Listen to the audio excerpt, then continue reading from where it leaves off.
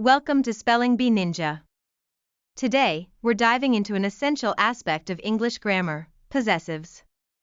These little tools help us express ownership, relationships, and connections between people, places, and things. Understanding possessives will not only enhance your speaking and writing but also make your communication much clearer. In this episode, we'll explore the use of s, and possessive pronouns, providing examples and tips along the way. Let's get started. First, let's talk about using s to show possession.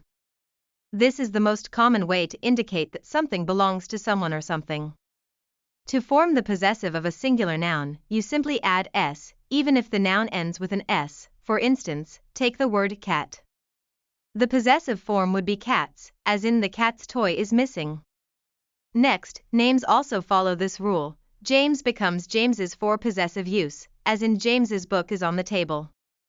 However, if you're writing formally, you might see James without the extra s, especially in American English, but keep in mind that pronunciation typically adds that extra sound.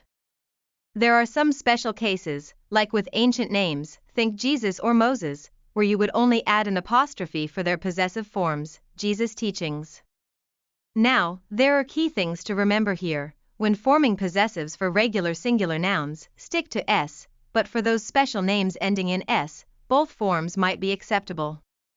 It's a small detail, but a crucial one. Now let's shift gears to plural possessives. When you have a plural noun that ends in s, you simply add an apostrophe after the s instead of adding s again. For example, for dogs, you get dogs as in the dog's owner is kind. This works because the word dogs is already plural. But if the noun is a plural but doesn't end in s, you would still add s, so, for children, you form it as children's, like the children's playground was renovated. It's the same for other irregular plurals too, such as men, which becomes men's, as in the men's room is down the hall.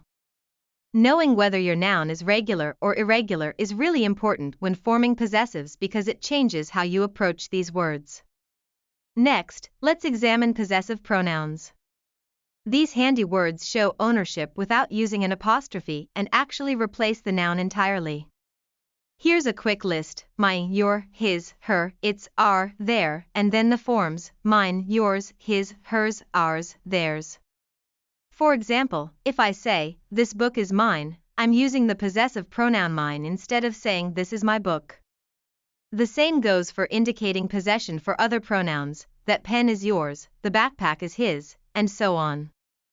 Remember, there's a difference between possessive adjectives, like my and your, which go before a noun, and possessive pronouns, like mine and yours, which stand alone. Keep in mind that its is a possessive form and does not use an apostrophe, while its does have one and is a contraction for it is or it has. For clarity, when we say the cat chased its tail, we're showing possession, while it's raining today means it is raining today. It's a small but crucial distinction. Now let's touch on common mistakes people make with possessives. One of the biggest mix-ups is confusing its and its. For instance, the incorrect usage would be the dog wagged its tail, when it should be the dog wagged its tail. Another mistake might involve misplacing apostrophes, as heard in the phrase women's clothing is on sale. That should actually be women's clothing is on sale. There's also forgetting to add apostrophes in cases where they're necessary. For example, saying, my parents' house is big is wrong.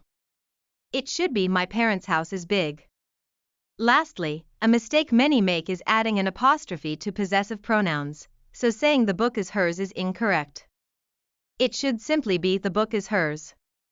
These errors can lead to confusion, so being mindful of them is essential.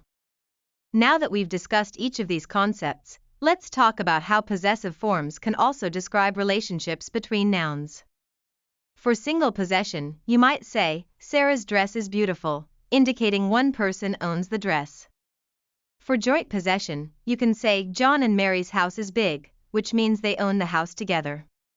Finally, for individual possessions, it might be John's and Mary's cars are different, highlighting that they have separate cars.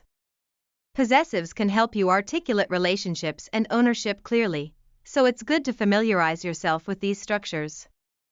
To sum it up, when we use s, we indicate singular possession. When we're dealing with plural nouns that end in s, we switch to using just the apostrophe. Irregular plurals follow the same possessive rules as singular nouns. Possessive pronouns replace nouns altogether, and it's important to remember the difference between possessive adjectives and pronouns. Keep a lookout for common mistakes and practice how to correctly articulate relationships through possessive forms in your sentences. This knowledge will empower you to use English more confidently.